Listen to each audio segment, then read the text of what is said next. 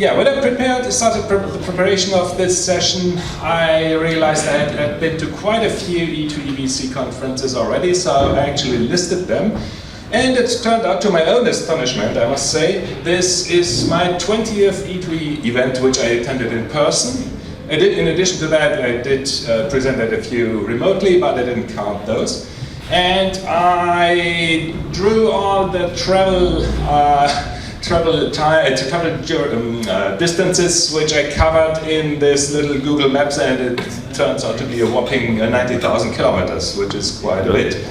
So the black stars are the events I have been to, and out of those 20 we sponsored 15, which we are very happy to be able to do. Thanks to Alex and his fantastic team. They are doing a super amazing job, and without them we wouldn't be here, we wouldn't be having these very cool events.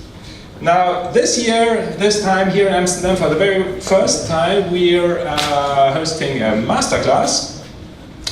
And that is going to be tomorrow. There's limited seats, 15 to be precise. And out of those 15, 14 are taken. So if anybody is interested in coming, please do talk to us or the organizers. We'd be very happy to have you. So, yeah, as I said, 15 participants. The topics are a little bit dynamic. We are looking forward to hearing what you want to discuss, but we have prepared a ton of things, including an architecture deep dive of uberAgent, how to create and work with custom metrics, how to create your own dashboards, and anything else you might be interested in. Okay. So now, what's all this about? In case you haven't heard about the product yet, what is uberAgent? So let me give you a one-word explanation.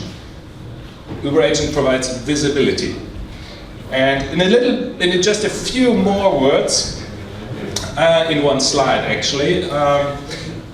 The desktops traditionally have not been monitored at all. In other words, IT typically has no visibility into what is going on your PCs, on your virtual machines, with your apps at all.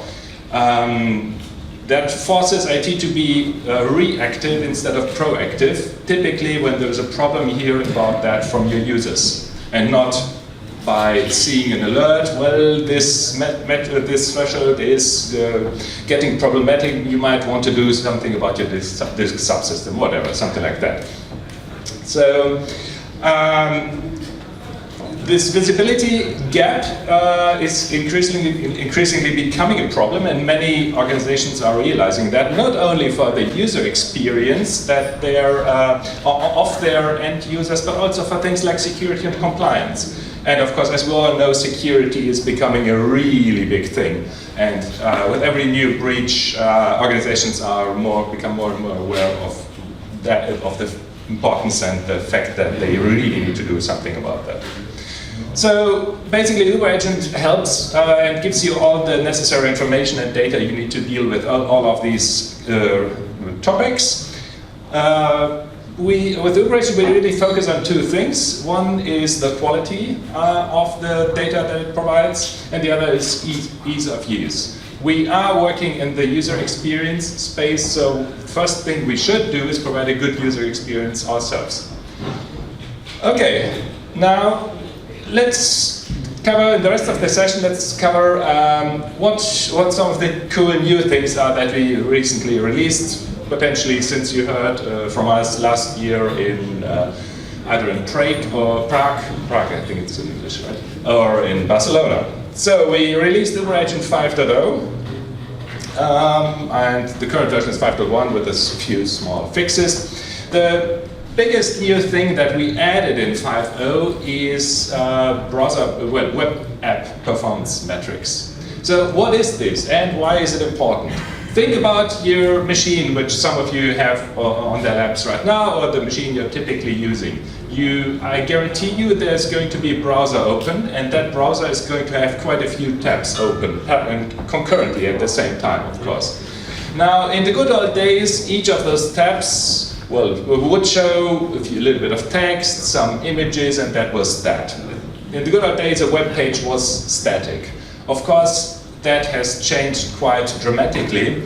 These days, websites, web pages are powered by JavaScript, and JavaScript, of course, it can run on the server, but that's a very different thing. JavaScript typically runs on your client, on your machine, and it does a freaking number of different things that take time, that need performance, they allocate, that it requires memory, and so on and so on. And with more and more companies moving their stuff to the cloud, this typically also means that the UI for accessing their applications moves to the browser. So your browser becomes your endpoint for basically anything. And the browser hosts, let's say, 20 different tabs, which is a pretty low number, I would guess, for the average. It hosts 20 different web applications at the same time. And each of those applications that are running concurrently needs resources. And if it's not running smoothly, your users will have a bad time. So it's the web apps have long been a blind spot. Not many ways exist to actually figure out what's being used in the browser and what is the user experience of that. And exactly that is what uberAgent helps you with. So it measures, with version 5.0, it measures page load time of every single page your users open. And also, in addition to the initial page load, many interactive web apps, they transfer data back and forth all the time. That used to be called Ajax when it was new about 10 years ago. These days it has a more fancy name, XML HTTP request. But it's basically a similar thing. And uberAgent also captures the duration of all those requests and shows you what the latency is, for example. How long does it take for the web server to respond? This works in such a way that if you are interested in getting data from the browser, you can't get it from the outside. Browsers are pretty closed systems. You need to get it from the inside, from inside the browser, which means you need to install a browser extension or an add-on in the case of IE. We started with Chrome, for which we have an extension available. It's available via the Chrome Web Store. You can deploy it automatically by group policy in your organization if you like to do that. And the second most important browser, we think, and unfortunately in enterprises, is still IE. How many of you are still on IE in your organizations? Well, quite a few hands. Okay, thanks for confirming that. Yeah. So we do have an extension or in beta for IE right now. It will be available shortly. And in case of IE, as you probably know, there is no web store for extensions. Also, extensions are not written in JavaScript; they're native code. So you basically the IE extension will be part of the regular uberAgent install, and you just need to enable it with a pretty simple command. Okay, and another important topic that is pretty hot these days is, of course, GPUs. These days, of course, many different applications use GPUs for various kinds of acceleration thingies, and that's great. But when you want to size GPUs, you need to figure out, okay, what is the utilization of that potentially very expensive GPU I make available to my physical or virtual machines. Now, uberAgent has always been able to measure that and tell you exactly the utilization of your GPU, but things are not so simple. A GPU has various engines that can do very different things. The most important and most well-known engine is, of course, 3D acceleration. That is what GPUs were introduced for, I think 1996 with the Voodoo cards or something like that, if I remember correctly. I didn't look that up.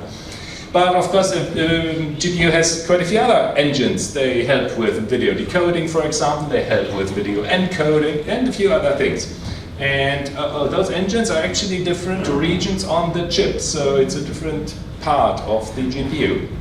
And recently, we added the ability, as you can see in this little screenshot here, that uberAgent shows you which engine is used how much. So you can see if it is used for video decoding, for playing games, for the acceleration, whatever you might be interested in.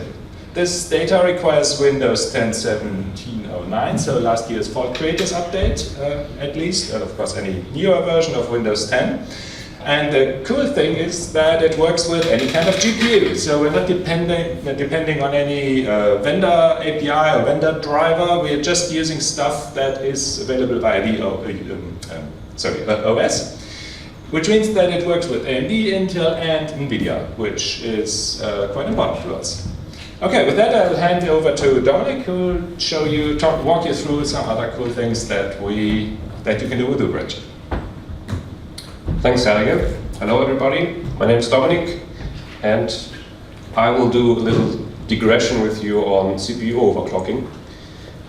Back in the old days, as I was younger, I think it started with the Pentium 2, 400 megahertz or so, and I was into overclocking this because 400 was not enough, and I think I went to 500 or so, something like this, and every megahertz at this time was important. When you go outside and see all these fancy hipsters out there with their MacBooks and writing things, it's not important if they have 3 gigahertz or 3.1 gigahertz. But in the old days it was important, and so I did it, and I got it working, but not all the time. So if you do not manage the heat correctly, this will happen. It happened to me. I think 2 of my processors ended up as very expensive bricks at that time. But I got it right in the end. Luckily, the technology evolved, and in modern CPUs we have different technologies. The first technology is called Intel Turbo Boost, or Intel calls it Turbo Boost. AMD has something similar out there, and the common term is dynamic overclocking. So what this does is, if the Windows operating system demands more processing power, Intel Turbo Boost goes step by step. Each step is 100 megahertz above the normal CPU processing power, which is listed on the processor itself. And when when the processor gets too warm, it will decrease the available speed to the operating system. And then we have different power saving technologies in modern CPUs. The first one is P states or C states. Let's dive into C states. Think of a house, or your house, with all lights turned on. And when you leave the house, obviously what you do is you turn off the lights because they are not needed. And that's the same goes for processors. If cores are not needed, Intel shuts it down, and when they are needed, they will be used again or started again. And all these modern technologies result in different frequencies or different speeds for your processors. So you have a maximum frequency.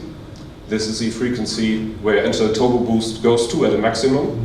You have the base frequency. So when you go to a shop and buy a CPU and you have it in your hand, and there's listed Intel Core i7 3.2 gigahertz. That's the base frequency. So that's the frequency the operating system sees. And you have, of course, the actual frequency. That is the frequency where your processor is running at in the moment. So the first stop, obviously, to look what's happening in your system is the task manager. So you open the task manager and want to see what's going on. And task manager is there to confuse you, because it's listed here, or it's written here, maximum speed 3.5 gigahertz. That's totally wrong. That's the base frequency. So for the operating system, it thinks it's the maximum, but it isn't. It's just the base frequency. So it's not a good idea to go to the task manager to see what's happening on your system. The label should read base speed. And what's also worth noticing is the utilization you see there. uberAgent was always, since day one, we showed you the CPU utilization on your systems, but it's not 20% of 3.5 gigahertz. It's 20% of 2.07 gigahertz. So That's good to know, because with this you can measure energy efficiency of your CPUs. And this is what we do with our newest version. We now show you the relative frequency, that is the average actual frequency as a percentage of the base frequency, so you can easily see what are the effects of turbo boost or C-states and all these technologies to your systems, and you can compare different CPUs in terms of energy efficiency or different hardware models, for example. So that's for the first point. Let's go to the second one. Everybody loves Windows updates, I think. Before I joined VAS Linux or the uberAgent team, I was a Citrix consultant and doing designing Citrix environments, implementing them, and so on. And my focus was automation with PowerShell. So I worked a lot with the Xenet block automation framework. You should check this out if you don't know it. Or I worked a lot with SCCM and doing the automatic installation of operating system and so on, Citrix system and so on, controller. And the two parts which took the most time were obviously the operating system and the Windows updates, because there were so much of them. It took a long time to install all this crap here. I think this screenshot shows 256 updates. I think you saw worse systems in your life, I think, but that was the best screenshot I could find. And of course, that was also complicated with all these little all these single updates, because when you install one which fixes the thing there, and you install the next one which fixes the thing there, but eventually overrides your first installation or your first update. As a conclusion, Windows updates are a mess. So luckily it got better with Windows 10, because Windows introduced what they call monthly roll-ups. So every month you get an update package with all the former updates available and the current one. And when you look at a number line and you install each monthly roll-up at each month, you have each month got an ID or a number. So if you look at the June update, it's the well-defined number in this number line. And when you have this linear update sequence, what Microsoft is doing, they call this number then update build revision. And if you know the OS build for Windows 10, so it's currently 18.03, the newest one, and you got the update build revision, then you can go to the website from Microsoft and check if your system is on the new state, if you have applied the newest monthly rollup. So it's very easy, and you can identify the patch level at one glance. Very easy. And we introduced it with uberAgent version 5. We now read the update build revision of your Windows 10 systems and show them in our dashboards, so you can easily see with one view are all your Windows 10 machines on the latest monthly rollup, or is the migration going well, or something like this. Yeah, and the last thing, just a short one. As I mentioned, I was a Citrix consultant, and one step into getting a good design is to cover the page file. You have to size the page file, and what uberAgent does now is it shows you what is being used from the page file, how much it's used, and what IOPS are written and read and written to the page file. That's all it for me. I'll pass it over to Tim. Thanks a lot. Don't worry, I'm the last presenter from the Uber team for today. So, thanks Dominic, and I'd like to show you some other features included into uberAgent 5.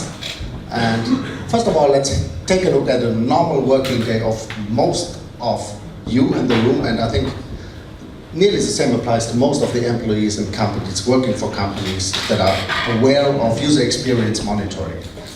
So, in a normal working day, users start working while traveling, then they arrive at their office desk, Then they have to attend lots of meetings over the day, travel time again to go back home, and then they start working at their home office, accessing their company's infrastructure provided by the company itself or consuming cloud services.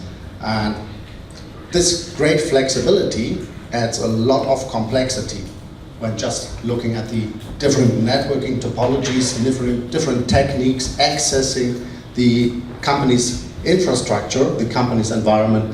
So you're using wireless WAN, Ethernet, Wi-Fi connections. You're on top, you're using VPN connections to access the company's environment.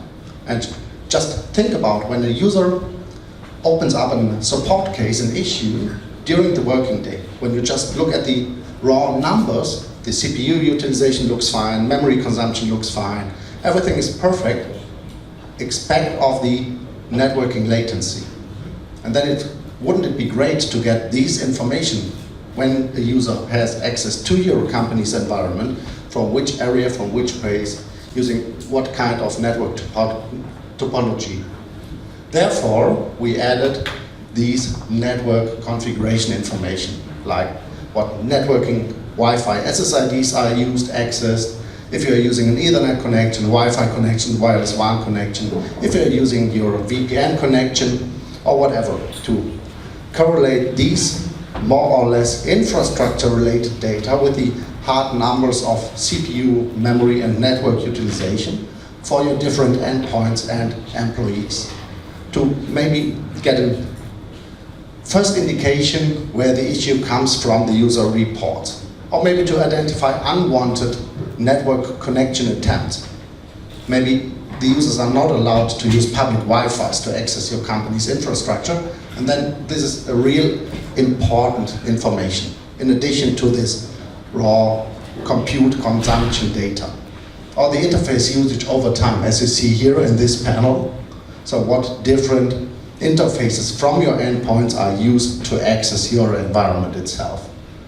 And this is really important from our perspective to add this data in addition. The next one I want to show you is, let's talk about processes. I think most of the companies have software restriction policies or ad blocker or something similar in place to control processes that are allowed to execute on your endpoints. But are you really sure that these rules are applied correctly? Or maybe you are interested in new processes coming up in a POC or whatever, and to easily identify at a glance what new processes are running within your environment. And this is part of uberAgent right now, so by default you see all processes executed in your environment, and just by one click show only new processes based on the time range you selected. You see only new processes never seen before in your environment, maybe to identify malware, self-installed applications, just in case you have physical deployed laptops or PCs where you have local administrative rights. And that makes totally sense to get these information. It's not directly malware detection, but I think it's a first step to identify unwanted or new processes within the environment. And when talking about processes, it's always interesting to see the opposite, to see network communications from out of your endpoints. So what we were able to show in previous versions of uberAgent is the entire network communication. Successful network connection attempt, 4 network connections, but to get this complete overview, we added new network targets never seen before. Just think about another department within your organization is scaling out your backend systems, like middle tier web services, databases. They add additional databases, and your users are reporting issues accessing these applications, working with these applications after scaling out. In a normal way, you are not aware that different or other backend systems are added. And with this information, show only new network targets, you directly get an indication that something's changed. in your on-premises environment, or maybe users are accessing cloud-based services you are not aware of. And just by one click you can select show only new network tiles, never accessed before, never seen before, maybe based on target host names or target ports, and you see the complete network send receive data volume, the latency, reconnection attempts, and so on. Just by one click in uberAgent dashboards. The last thing I want to talk about is more Citrix infrastructure related. In the previous version of uberAgent, we added some infrastructure data like registered VDAs in maintenance mode, Citrix license usage, and so on. And what we added now is Citrix database information. What you see here is more inventory data, so what Citrix SQL databases are configured for Citrix site data, monitor data, and logging data, what instances of the SQL server is used, and what TCP port is configured using either the Citrix Studio or the PowerShell commandlets. And more interesting is the database communication in between your Citrix delivery controller infrastructure and the configured databases in terms of send and receive data volume, and more important, the networking latency in between the communication. And as you know, when using the FlexCast management architecture, the database is really important, even if you are using the local host cache. And while preparing this presentation, I found out a very interesting thing. What you see here is the actual database size of my LTSR 7.15 release of Zendesk. I'm only rarely using this infrastructure, this database, and when you take a look at the transfer data volume, read and write, the data volume is more than 15 times higher as the database size per day.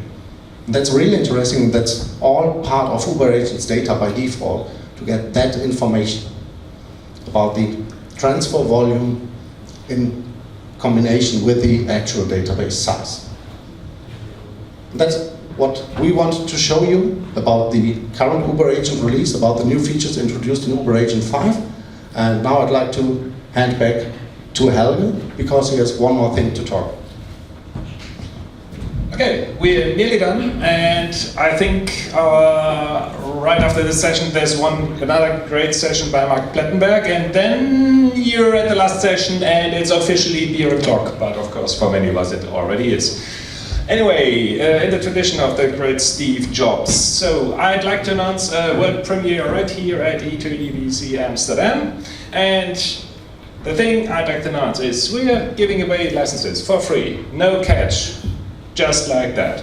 So, in other words, we are introducing community licenses for up to 100 users. They are always limited to 1 year, but there's no cap on the number of years or licenses you can get them for.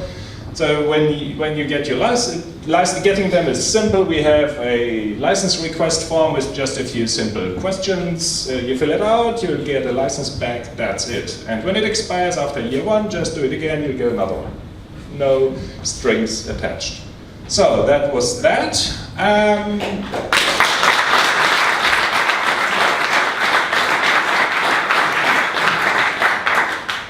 Yeah, just one thing comes to mind. One, you do need Splunk for uberAgent, but Splunk does have a free version too, which is limited to 500 megabytes of new data per day, so you're covered on both ends. And the last thing, I mentioned that already, but just a quick reminder, we have that masterclass tomorrow. If you're registered, please do show up, because it's hard for us to get out of bed too.